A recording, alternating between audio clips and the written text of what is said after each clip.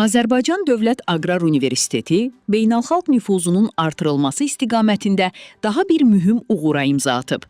Universitet, BMT-nin Dayanıqlı İnkişaf Həlləri şəbəkəsinin rəsmi üzvü seçilib və eyni zamanda təşkilatın Networks Strategy Council, Şəbəkələr üzrə Strategiya Şurası tərkibində təmsil olunmaq hüququ qazanıb.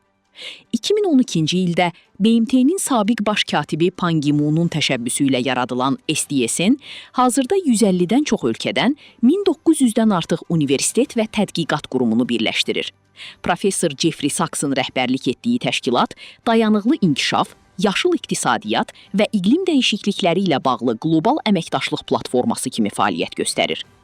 Bu üzvlük ADAO üçün beynəlxalq elmi əməkdaşlıq, qlobal qrant proqramlarına çıxış və qabaqcıl aqrar innovasiyaların tətbiqi baxımından yeni imkanlar yaradır.